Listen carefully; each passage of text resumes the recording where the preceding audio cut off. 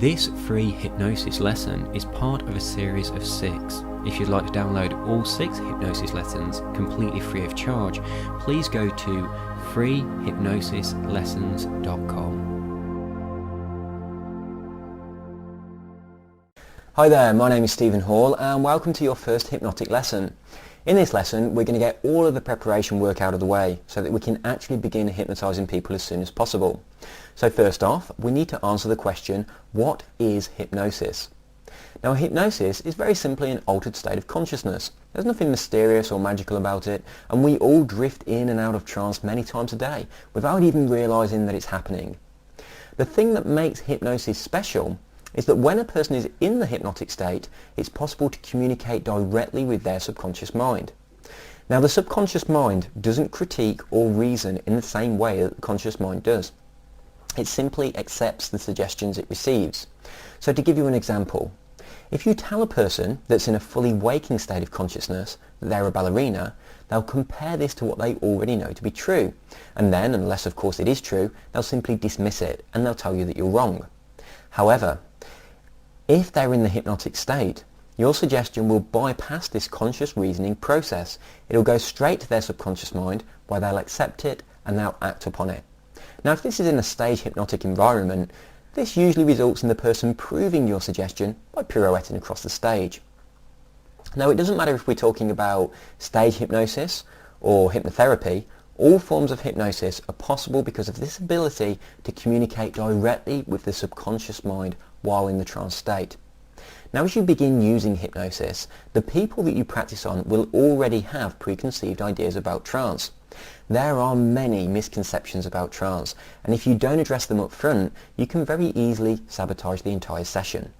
So first off, one of the most commonly believed misconceptions is that hypnosis is the same as sleep. Now when you are hypnotised, you can hear everything that the hypnotist says.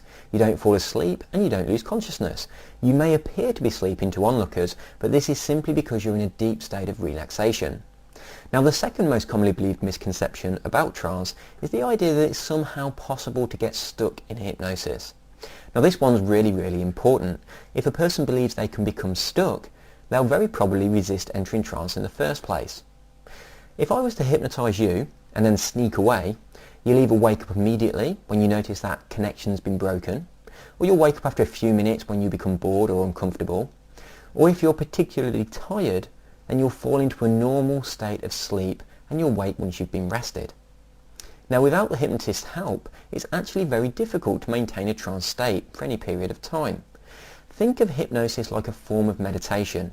It requires practice, and without direction, it's very easy to accidentally fall asleep or drift back to normal waking consciousness.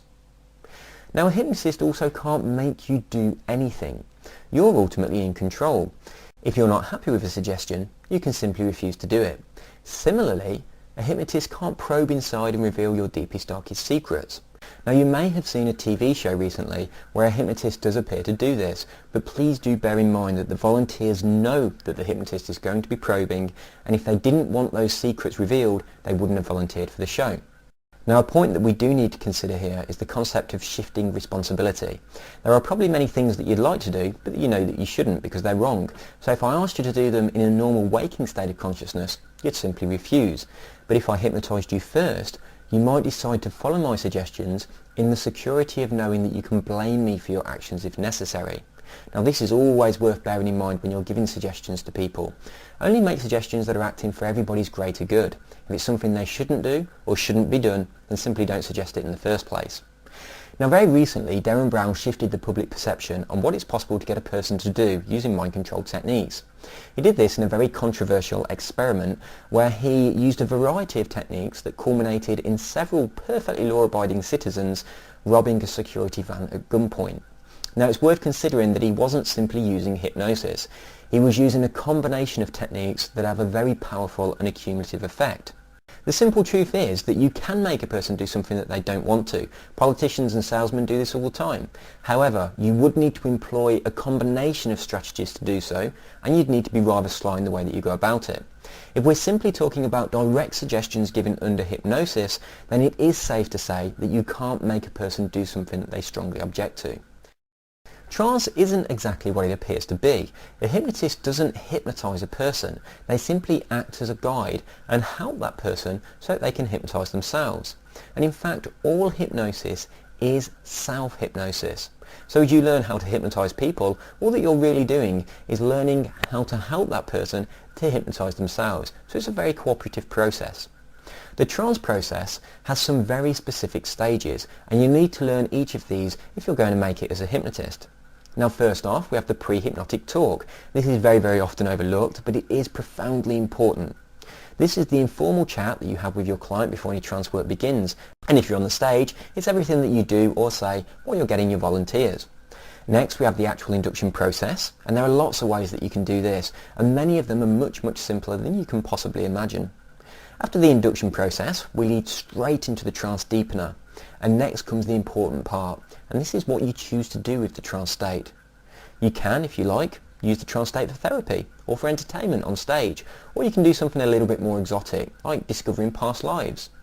Once the trance has served its purpose, you can make a few post-hypnotic suggestions, and then you'll close the session by waking the client. Over the next few lessons, you'll learn each stage in turn, so before the end of this week, you'll be able to unleash your newfound skills on your friends and family. So it's a good idea to start being especially nice to them, because you will need volunteers. In lesson number 2, we're going to be looking at one of the most fascinating sides of hypnosis, and this is the hypnotic language patterns. We're going to be talking about embedding commands, and you're going to have a lot of fun practicing them. For now, all it leaves me to say is welcome to these hypnotic lessons. I'll be meeting you again in lesson 2, but please do go back over this one as many times as you need to. There's a lot of questions that are answered in this lesson, and the people that you'll be hypnotising will be asking those questions. So I'll see you in lesson 2 when you're ready, and you take care until then. Bye bye. This free hypnosis lesson is part of a series of 6. If you'd like to download all 6 hypnosis lessons completely free of charge, please go to freehypnosislessons.com.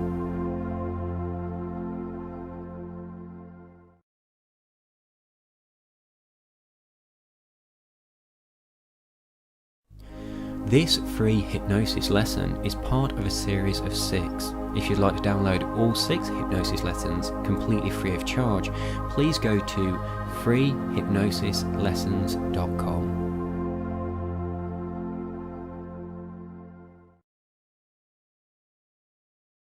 Hello there and welcome to lesson 2. In this lesson we're going to discuss the first stage of the hypnotic process, and that's the pre-induction talk.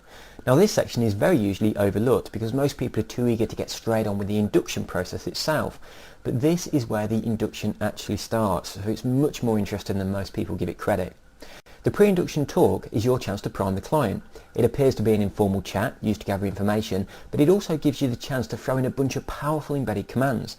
Now some of these will be used to aid the therapy, and others are going to be used to ensure a much, much faster induction. Now you'll also be increasing rapport with your client at this stage, as well as gathering important information that you can use to create the therapy. All of this goes on without your client realising. From their perspective, you're just having a friendly chat. So let's get sneaky. First off, embedded commands. Now embedded commands are suggestions that you hide inside your normal conversation. They're aimed directly at the client's subconscious mind, and they really help you to achieve a desired outcome. These commands are not limited to hypnosis. You can use them in every area of your life to get practically anything that you desire. Now to make your command, first you need to decide what you want your client or your subject to do. Then you hide this command inside a sentence. For example, go into trance is a great command, and you're going to be using this very, very often. A fantastic sentence that you can hide that inside is, when you go into trance, you'll still be able to hear my voice. Now you don't want to pick it out that obviously. Pick it out in a nice subtle way. So you'll say something like, when you go into trance, you'll still be able to hear my voice. Next, in our hypnotic language toolbox, we can make presumptions. You can use these to offer a false choice to your client. For example, you could say something like, I don't know if you will go into trance immediately, or take a few minutes to relax yourself and really enjoy the process. Here you present 2 options. Both are to go into trance. They can either go into trance immediately or after a few minutes. You don't even consider the option of not entering trance at all, and neither will they. Also, you might have noticed in that sentence we had a few opportunities for embedded commands. We used the go into trance command, and we also used a couple of others that I'm sure you noticed towards the end. To become a really good hypnotist, just think of some useful commands that you'd like to give to the client and then practice hiding these inside sentences that you're likely to use during the pre-hypnotic chat. You'll also need to use this time to remove any misconceptions about trance, and you can do this with the information that you learned in your first lesson.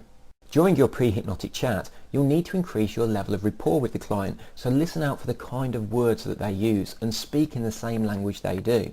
Now, people generally fall into three categories. Some people use visual words a lot, and they say things like, "I see what you mean." Others think in sounds, and they're likely to say, "That sounds good to me." And others tend to think in feelings. They talk a lot slower, and they tend to use phrases like, "Yeah, I can really grasp that concept." If your client's using visual phrases, then you should too. This will dramatically increase your rapport levels. If you can maintain a high level of rapport, your client will be more relaxed in your company. They'll trust you more, and you'll even be able to use this to pace their experience and then lead them into the trance state.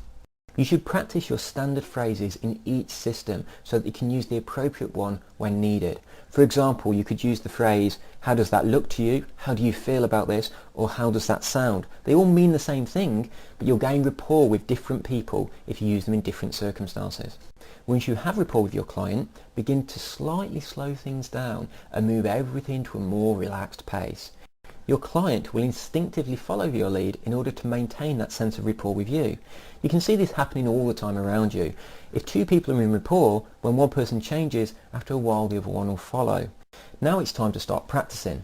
So I want you to go and chat to anyone and see how long it takes you to work out which system they're using. Remember, we've got visuals, we've got auditory, and we've got kinesthetic, and that's the feeling approach. Once you've discovered which system a person is using, put yourself into that system too. Gain rapport with people and then see if you can make them more relaxed or more excited just by changing your own state a little at a time. Also, remember to practice those embedded commands. Try to think of words that have a double meaning, as these are really good for hiding your suggestion. Perhaps the most prolific use of embedded commands is in the sales industry. The "buy now" command is used extensively in advertising. A salesman will often sum up the main points of an offer and repeat the phrase "buy now" several times in an attempt to sway your decision. You might have heard phrases such as, "I imagine by now you have a good idea of what you're looking for," or perhaps, "I've covered most of the options for you, so by now you should be able to make the right decision." Although the word "buy" is used in a different context to purchasing, the command "buy now" is highlighted, it goes straight to your subconscious mind, and it's accepted as a command to buy that product now. Think of some commands that you'd like to try yourself. Hide these inside sentences and have some fun practicing. For example, let's suppose that you want someone to make you a cup of tea when you get in from work. So you want the words "make," "cup" and "tea" hidden in a sentence. We can use that very simply in a sentence such as, "I didn't think I'd ever make it back. I was a couple of minutes stuck at that T-junction behind some learner driver, it just wouldn't pull out." Now don't make it as obvious that, just make it sound natural. "Oh, I didn't think I'd make it back today. I was a couple of minutes stuck at that T-junction behind some learner driver, it just wouldn't pull out." If you're going to say a sentence like that, highlight those words in a very subtle way and their subconscious mind will pull them together to make that new sentence. Make cup tea. And then, if that person accepts your suggestion, they'll make you a cup of tea. Practice using these, but don't abuse people. If they make you some tea or buy you a drink, make sure you return the favour. It will take you some time and some effort to prepare these suggestions, but once you've got a few good ones ready, you can use them again and again. Hiding embedded commands in your pre-hypnotic chat is easy. You have so many opportunities to use a phrase like "when you go into trance." People want to know what they're going to experience. So you have, "when you go into trance you'll still be able to hear my voice." "When you go into trance you'll feel relaxed." All of these things are so simple to include in that pre-hypnotic chat, and your client won't notice them at all. Another clever little trick is to prefix your command with the phrase "if you don't." For example, let's pretend that someone is a little bit self-conscious about going to a party and you want to encourage them to have a good time. You could say, "If you don't enjoy the party, you could always come home early," as opposed to saying something like, "If you're having a rubbish night, just come home early." Both these things say exactly the same thing, but you've got that embedded command there, "enjoy the party." By giving a little bit of thought to the way that you structure your sentences, you can put embedded commands into all sorts of circumstances. That make conversations with your boss extremely interesting, so think about some of the commands you'd like to give out there. This is very, very easily abused, so if you're going to make someone do something, just as practice, make sure that you do something nice back for them too, or tell them what you've done and then teach them the techniques so they can go and have fun with it. I'll see you again in your third lesson, which is all about the second stage of trance, and that's the actual induction process. Until then, play with what you already know and take care. Bye bye.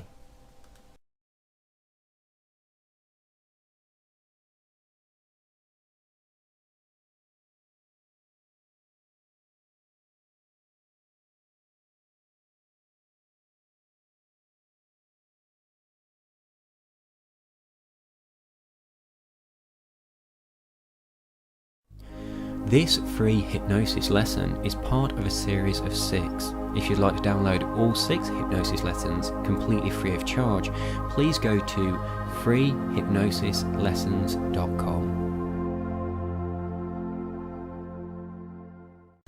Hello there and welcome to lesson number 3.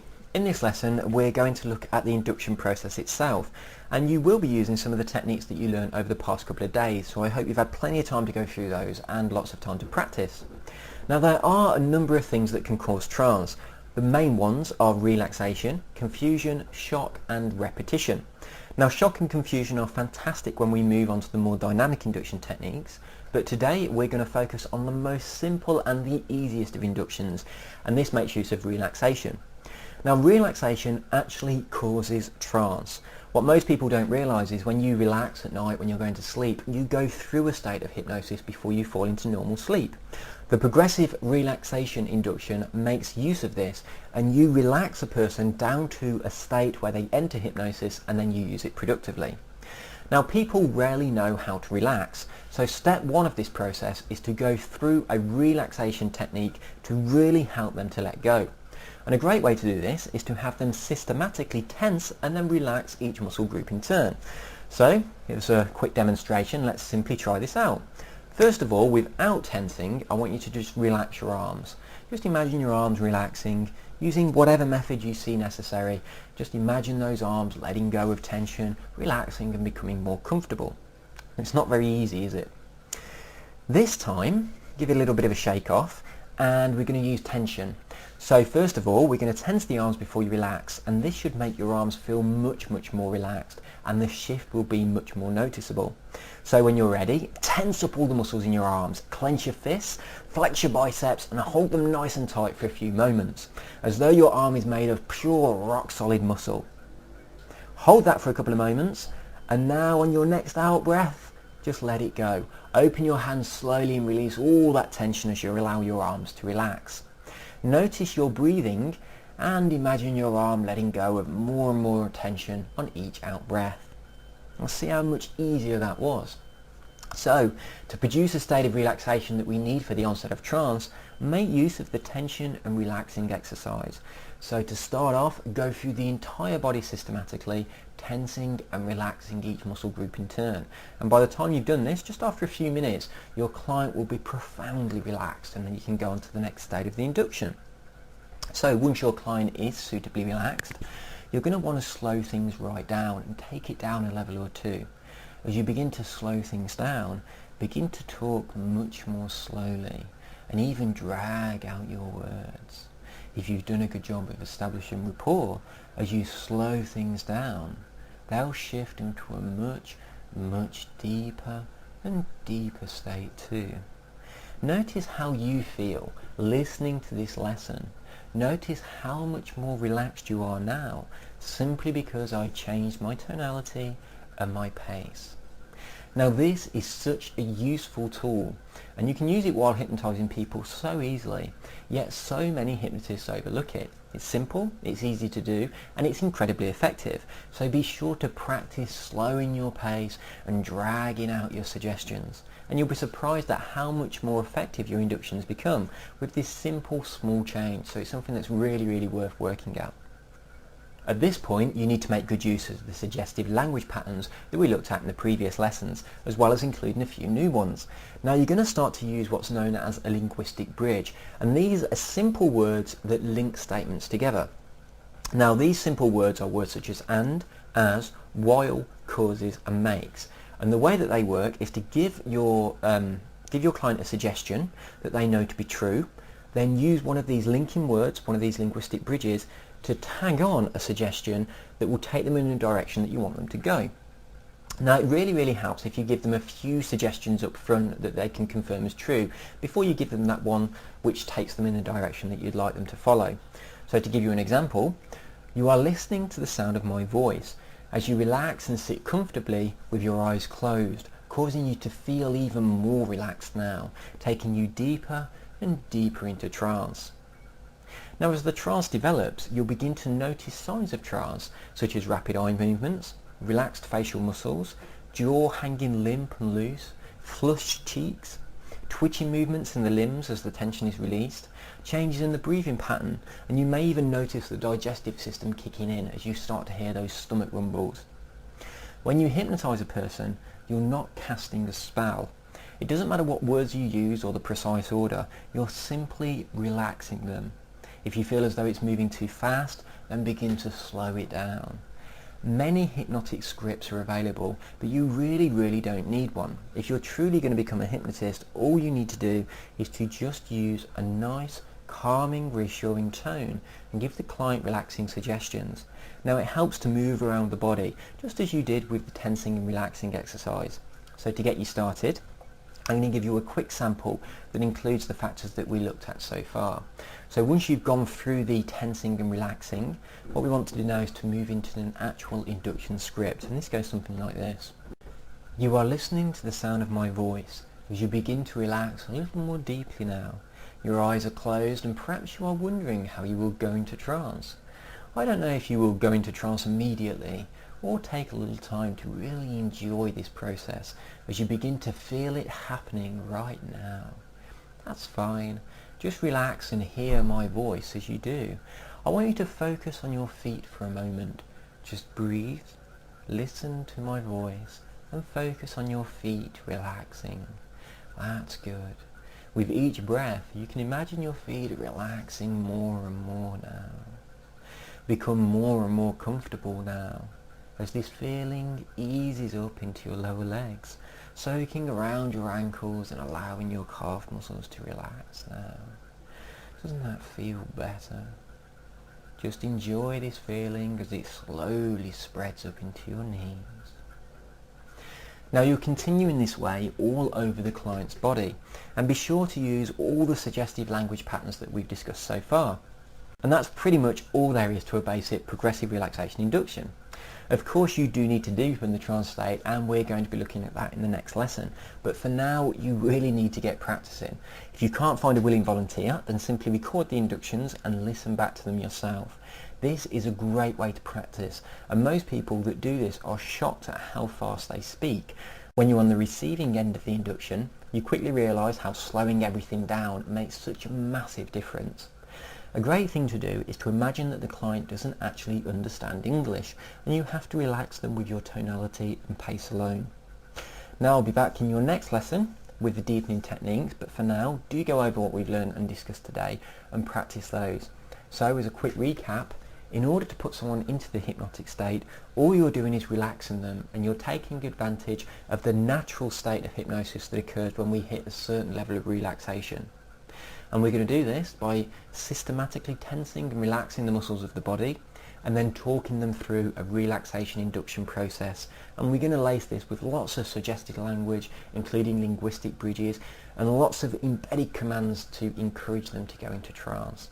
So have a good old practice with that, and I'll see you in the next lesson with the deepening process. You take care. Bye bye.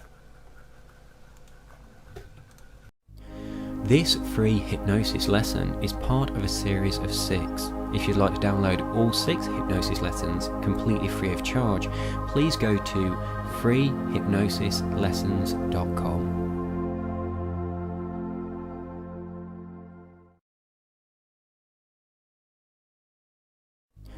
This free hypnosis lesson is part of a series of 6. If you'd like to download all 6 hypnosis lessons completely free of charge, please go to freehypnosislessons.com. Hello there, and welcome to lesson number 4. In this lesson we're going to be focusing on deepening the trance state so that we can do something with it. There are lots of different ways you can deepen the state of hypnosis, and you'll soon find that you change these depending on the circumstances and depending on the needs of the client. What's important to remember is it isn't like casting a spell. You don't need to say every word in a certain order for it to work. Just follow a basic format, and as long as you do that, you'll be fine making it up as you go along. Now you can make great use of the hypnotic language patterns that we've already learned, and this will really assist the deepening script. So it's always a really good idea to have some key phrases ready beforehand. Also, if you do prepare some phrases beforehand, this gives you something to say when you're trying to think of what direction to take the induction next, so it'll give you a bit of breathing space. Now a basic trance deepener works by creating a link between the idea of moving in a downward direction and the concept of going deeper into trance. Now you'll need to describe a scene for your client, and they'll imagine this scene and you'll talk them through the process using lots of suggestive language, and this will deepen the trance state. Some common examples of this are walking downstairs, going down in a lift or an elevator, walking down a path in a forest, or perhaps travelling down an escalator. Now, most hypnotists like to count down if they go for a trance deepener. So the deeper they count down, the deeper into trance the subject goes. Some hypnotists choose to count up. It doesn't really matter which direction you count, it's just this idea of something progressing. Now, if you opt to use the staircase situation, you can count a number on each step down. Some hypnotists use numbers in lifts, and you can imagine watching the numbers going down as the lift goes lower and lower.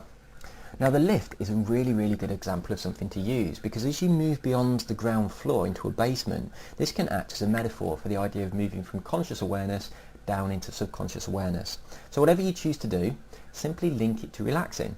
For example, you can say that each number causes them to relax even more deeply, and the more relaxed they become, the deeper into trance they go. Now, trance deepening doesn't have to be complicated.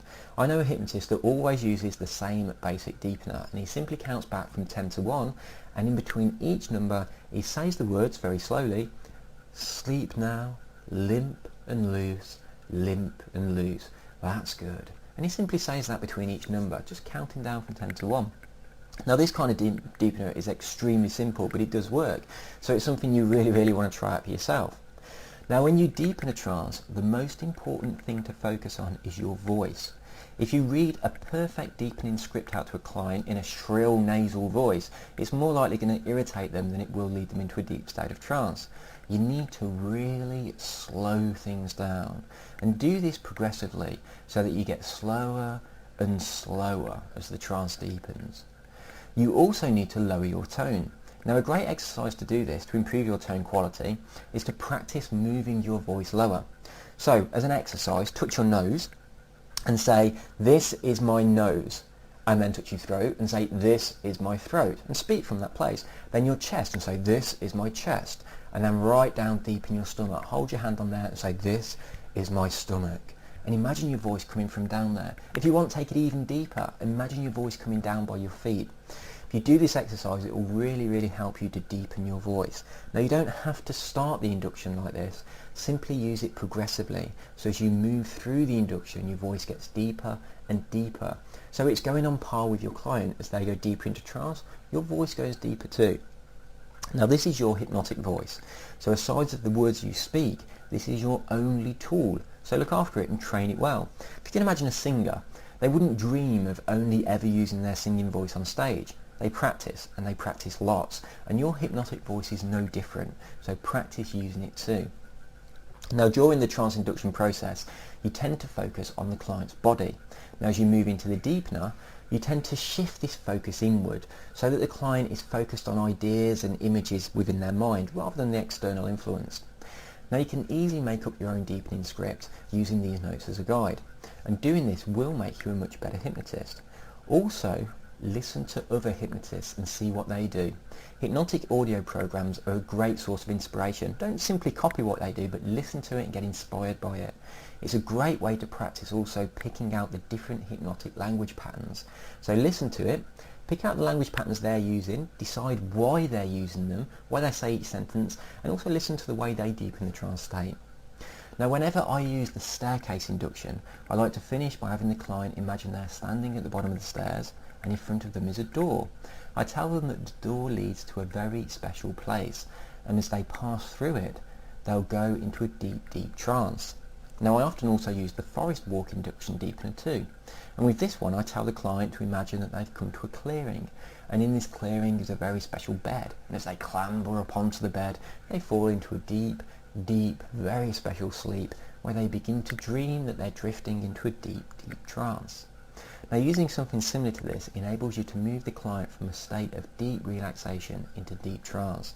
It's similar to having the lift go down into the basement. Now that's pretty much all there is to the basic trance deepener.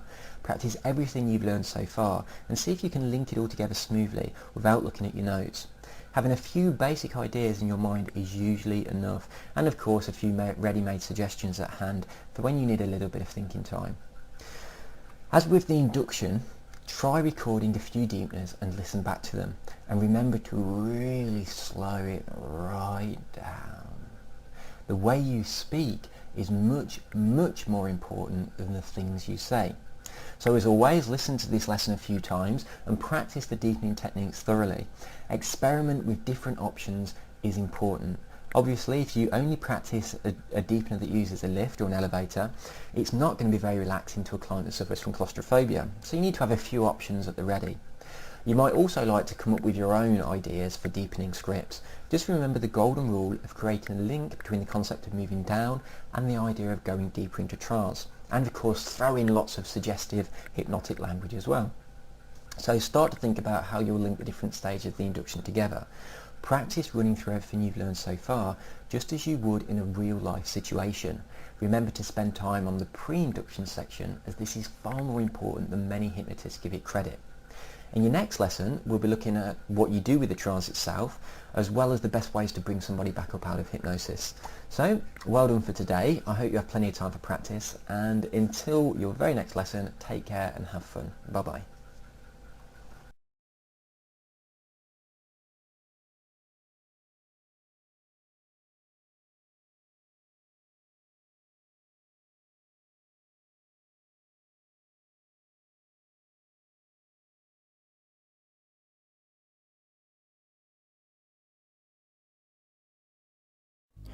This free hypnosis lesson is part of a series of 6. If you'd like to download all 6 hypnosis lessons completely free of charge, please go to freehypnosislessons.com. Hi there and welcome to lesson number 5. In this lesson we're going to be covering what you actually do with the trance itself, and you basically have 3 options.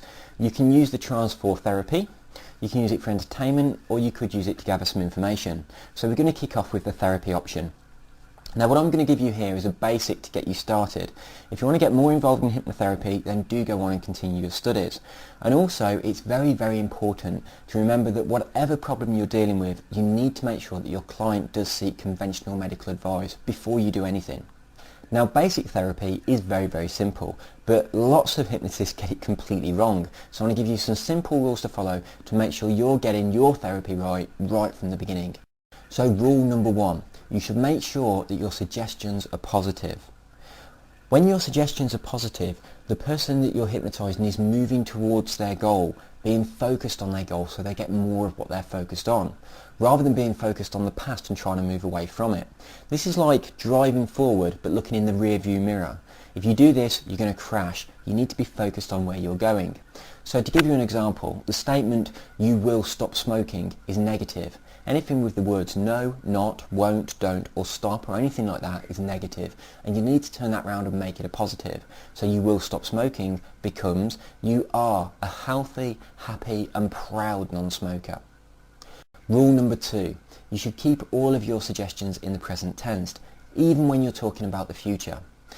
With the example we've just given, it's very easy to say you are a healthy and happy non-smoker. But when we're dealing with something that takes time to see results, like losing weight for instance, you need to bend your English a little bit so that you can use the present tense. This really helps to bring things back to now so that the subconscious mind can really latch onto them. If you put them in the future, then they'll tend to always be in the future, and it'll always be something that you're striving towards rather than something that you're achieving.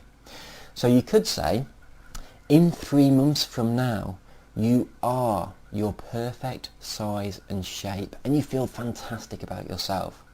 By just changing the way you word things a little like that, by saying you are rather than you will be, it brings it all back to now so that the subconscious mind can really grab hold of it. Rule number 3, this is the ecology check. What you need to do here is to take your client into the future, imagining that they've already had those changes that you're working on and they've been in place for many years. Get them to imagine life in 5, 10, 15 or even 20 years from now. See how the change has affected them, how it's affected their loved ones, their work, their home environment, and if necessary, if problems arise, rethink the therapy or adjust that situation.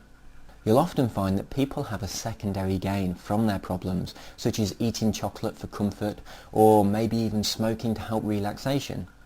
If you're going to remove a bad habit and that bad habit was supplying a secondary gain, you need to put a good habit in its place that's going to give them that gain so that they don't fall back into old patterns. For example, with the smoking, if they get relaxation from smoking, then you need to put something in place that gives them relaxation. A great thing to put in place in this case is a deep breathing exercise, and put that in as a good habit so they've got something that supplies that gain that smoking was providing. That's our 3 golden rules covered, and as long as you stick to these 3 rules you should be able to create therapy for any situation. So what else can we use hypnosis for? Well, obviously we can use hypnosis for entertainment, and you can start a career as a stage hypnotist. It's very, very profitable and you can become very, very famous. Now, as a stage hypnotist, when you do a show, you're going to be using various types of routines, and the way you structure your show enables you to take your subjects, your volunteers, much, much deeper into trance, and you can do this very, very smoothly while still entertaining the audience. So first of all, you'll do an induction and a deepener, just as we've discussed in previous lessons, and then you'll go into your routines. To begin, you should stick with routines that include all of the volunteers. This gives you a fantastic opportunity to pick out which ones are going to be the best for future routines. Also, you should use a routine that allows them to keep their eyes closed. So if any of your volunteers aren't in a very deep trance yet, they'll be able to do this comfortably. And going through these initial routines in a group will really take them much, much deeper into trance anyway. A great couple of routines to get you started is perhaps a mock Kentucky Derby or the Grand National, or maybe even playing some music and getting all the individual volunteers to imagine they're playing instruments. To move your show along, you're going to be using some post-hypnotic suggestions at this point, and this is where you wake up a volunteer, they carry out your suggestion, and then you put them back into trance. In order for this to work, you need to have the suggestion that they're going to go back into trance quickly, so you don't have to re-hypnotise them. A post-hypnotic suggestion is a suggestion that's carried out after you have woken someone from the trance state, and the most common post-hypnotic suggestion you're ever going to use is one that enables you to get a person back into trance with the click of your fingers, and it goes like this. Before you wake up the person, you give them the suggestion that for the rest of the evening or for the rest of the show, whenever you click your fingers and say the word sleep, they will instantly go back into a deep, deep state of hypnosis. Now once you've given the suggestion, make sure that you get confirmation that they've understood it. So it goes like this. For the rest of this evening, whenever I click my fingers and say the word sleep, you will instantly go back into trance. If you understand, nod your head. Now wait for the volunteers to all nod their heads to confirm they've understood this. Then, after you've woken them from the trance state, you can simply click your fingers, say the word sleep, and they go back into trance. When you're doing this, it works much better if you click the fingers near that person's face, because that creates a little bit of a shock, and that in itself encourages the trance state. It also helps is when you give the command to sleep, you command it rather than simply asking or requesting it. So, when they're awake, you've done the routine, you go up to near their face, you'll click and you'll say sleep. And as you do that, that'll encourage them to go back into trance. Now, if that's affected you at all, eyes open wide awake and back listening to the lesson, because people are affected by just simple suggestions like that just through association. So bring yourself right back to fully awakened consciousness to carry on with this lesson. So that's how a post-hypnotic suggestion works. A fantastic post-hypnotic suggestion that you can use once that one's been installed is to tell the volunteer that you're going to give them a pair of experimental glasses. And when they try on these glasses, they'll be able to see all the members of the audience completely naked. Wake them up, have a little bit of chat with them and ask them if they're hypnotised, and they'll probably say no, or in some cases they'll say they're not sure. and then tell them that you've got some very, very special experimental glasses, and then pass those over. As a visual aid to the show, it really helps if you use some great big joke glasses. As you give them the glasses, tell them you think they'll be surprised by the effect that they have, and get them to try them on. When they try the glasses on, they'll imagine the audience completely naked. The response that you get from this is very varied depending on the person you're dealing with, but it's always extremely entertaining for the audience. So do have a play around with a few ideas like that, but do remember to keep your routine safe. It's not only your volunteers that are affected by your suggestions, but it's also their loved ones as well. You might have seen hypnotists in the past do routines where they get different volunteers to fall in love with each other, or even to get off with each other. Bear in mind that the people that volunteered perhaps have got boyfriends, girlfriends, husbands or wives out there in the audience, and they're not going to be too happy about those kind of suggestions. At the end of your show, do remember to thank your volunteers and return them to their fully normal waking state of consciousness. Remove all of the suggestions that you've given them, and it's a great idea to stick around in the venue afterwards, at least for an hour. This way you can answer any questions, deal with any problems if they arise. They very rarely do, but you do need to be there just in case. And it also gives you a fantastic opportunity to advertise your hypnotherapy business if you have one. Now moving on to the third option for hypnosis, and this is using hypnosis for information. This is the weird and fascinating side of hypnosis, and particularly we're going to be focusing on regression. Now it doesn't matter what your religious or your spiritual beliefs are, when you regress a client it is completely fascinating. There are many suggestions as to what happens when we regress somebody. Perhaps the favourite is that that person is accessing a previous life. That's what I believe, but it might not be that. It could be that person is accessing a memory that they've got, perhaps from a book that they've read or a film that they saw as a child, maybe even just from a photograph that they saw. Subconsciously that information's been stored and they're simply accessing that, but they don't know where it's coming from. Maybe that person is tuning into some kind of global consciousness, or maybe some kind of record storehouse of all information.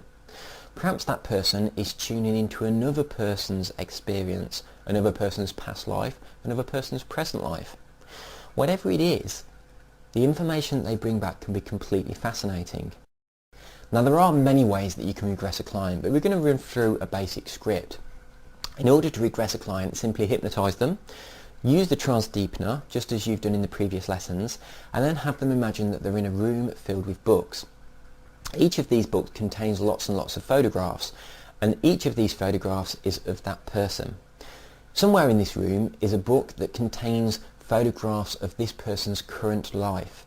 On the first page of this book will be a photograph of themselves today.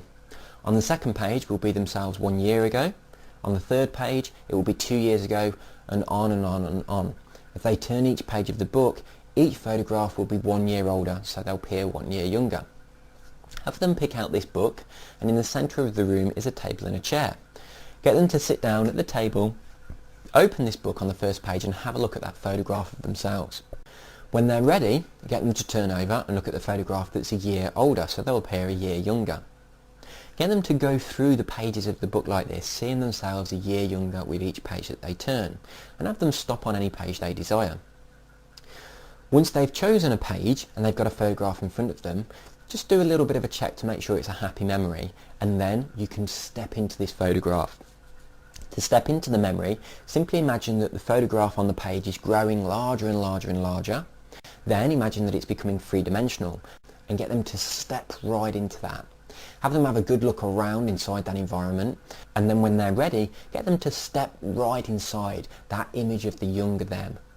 Get them to put themselves on as though they're putting on a boiler suit, so they're pushing their hands inside their younger hands, just like wearing a pair of gloves. Get them to see through those younger eyes, hear through those younger ears, and experience and know what that younger person knew.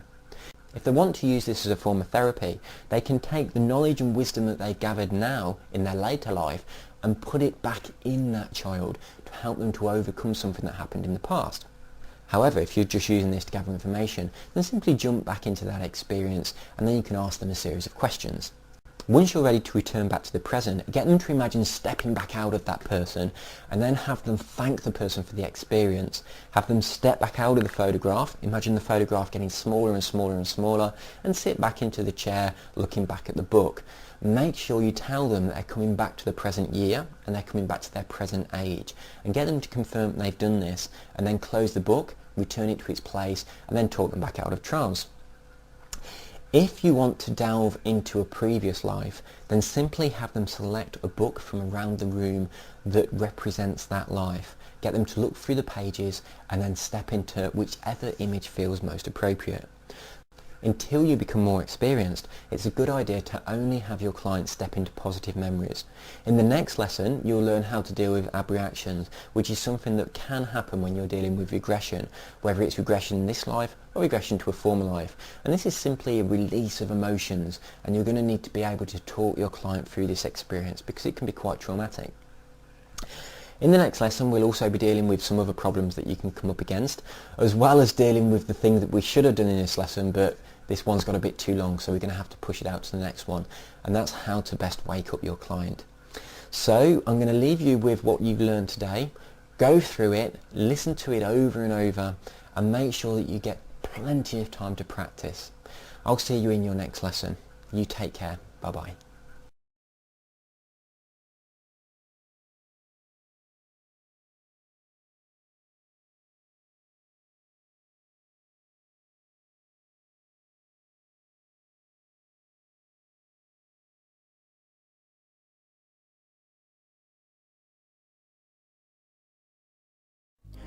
This free hypnosis lesson is part of a series of 6. If you'd like to download all 6 hypnosis lessons completely free of charge, please go to freehypnosislessons.com. Hello there and welcome to your final lesson in this series. Today we're going to be looking at a few of the problems that you might run into and exactly how you can deal with them. So first off, we're going to be dealing with abreaction. Now this is rare, but it can happen and you do need to know about it. It isn't dangerous, it's just unpleasant, but it can be an incredibly rewarding experience for the client, and it often leads to tremendous healing. Now one of the best ways to think about abreaction is to imagine that deep in the client's subconscious mind is a small pocket of trauma that's been locked away for many years. Now although this trauma is hidden, it still affects the client in a very, very negative way and prevents them from living to their full potential. Now when you start to probe around inside the client's mind, you might bump into this trauma and set it free. When this happens, it bubbles to the surface and the client experiences a rush of emotions. This is very easy to recognise. The client will look physically stressed, they'll probably grimace and even cry, and very often shout out as though reliving the trauma. Most therapeutic sessions don't really probe around enough to cause this kind of reaction, especially if you're using NLP techniques. But some techniques, particularly regression therapy, are much more likely to produce an abreaction. If you're with a client and this happens, you can do a couple of things. Some therapists talk the client through the experience very calmly and reassure them that everything is going to be alright. The idea here is to release all that trapped emotion, encourage them to let it go, and expect a lot of crying. After this solution, the client is usually happy and tired. They'll also tell you that they feel as though a huge weight has been lifted from their shoulders. The alternative to dealing with it is to back away. You leave the trauma where it is, talk the client back into the room and tell them that they're safe and they're with you and they can wake up out of the trance state. Personally, I would always suggest dealing with the trauma and setting it free. If it's popped up, the chances are that it's the right time for the client to be letting go of something that they've probably been carrying around for a very long time. Now most traumas that are revealed in this way began in childhood, and this is at the time where the client might feel completely powerless. So make sure you remind them that they're strong and powerful now as an adult, and they're safe and secure. Tell them that you are with them and encourage them to let the trauma go, rather than trying to fight it. You want them to release the emotion. The best way to do this is to acknowledge it, feel it, simply accept it for what it is, and then just let it go without fighting. Avoid making presumptions or suggestions about any cause for the trauma. Doing so can create a false memory. Just allow them to release it peacefully. Well, that's the most serious situation out of the way. Now we're going to move on to something that you're very probably going to run into lots, and this is laughing. Do expect it because it's definitely going to happen.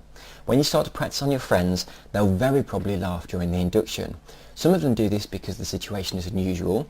Others do it because they can really feel that something is beginning to happen. Now if someone laughs, don't stop the induction and give up. Use the laughter. Laughter leads to relaxation. It simply releases stress. So go with it. laugh with them if you like, and as soon as they manage to calm themselves down, say that if the laughter comes back, it'll make them twice as relaxed and take them twice as deep into trance. Then say something funny. Always make sure that you point out how relaxed they feel as the laughter stops, especially around the face. Have them notice the muscles in and around their jaw and link this to going even deeper into trance. When you begin practicing, you'll be hoping that nobody laughs at all, but once you've had a giggle and you've used it, you'll be hoping that everybody does it. It's a great aid to trance if you use it properly. Finally, all we need to discover now is the wake-up process, and then you're ready to unleash your newfound skills on your friends. Waking people from trance can be as easy as saying 1, 2, 3, eyes open and wide awake, but that is such a complete waste. So use a wake-up script to get in the last few suggestions and make sure that they wake up feeling absolutely fantastic, and also eager to volunteer again so that you get lots of practice.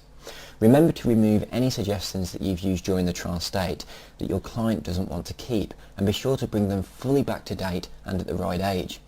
Once your client is awake, spend a good 5 or 10 minutes chatting positively about the experience.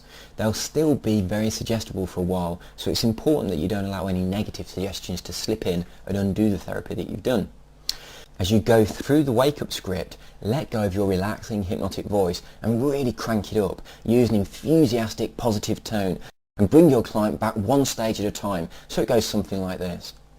As I count from 1 to 3, you'll be fully awake and back in the room here with me, feeling great. 1. Beginning to awaken from this trance state now, aware of your body and fully back in the room listening to the sound of my voice. 2. Your eyes beginning to open and you can stretch if you want to as you come back to waking consciousness, bringing with you everything that you have learned. Trance is a wonderful experience and you can discover more and more with each trance state. And 3, eyes fully open now, back in the room, wide awake and feeling great. Welcome back. Now that is pretty much all there is to it. Now all you need to do is practice, practice, practice. You'll be needing lots of volunteers, so be especially nice to your friends and family. And remember that you can also practice on yourself. Whenever you hypnotise somebody, get some feedback from them afterwards so that you can fine-tune your sessions. And if you want to go on to learn advanced hypnotic techniques, then please do feel free to check out my complete hypnosis package. It now includes some great rapid induction videos. It's brilliant for the stage environment, and you will be able to hypnotise people just in a matter of seconds. You'll also find out about self-hypnosis, so you'll be able to enjoy some of the benefits of trance for yourself. My website address is www.inducingtrance.com. Be sure to check that out, and once again thank you so much for allowing me to share this information with you. I really do hope that you take up hypnosis. For me, it just started out as a hobby, as a bit of fun with my friends, but it grew and grew into something I never dreamed it would. Hypnosis has changed my life in so many ways, as well as practically everyone that I know, because I hypnotise all of my friends all the time. Again, thank you so much for allowing me to share hypnosis with you. I wish everyone did it. It's an amazing tool, and the more people that use hypnosis, the better. So take care of you with yours and have bags of fun practicing. Bye bye.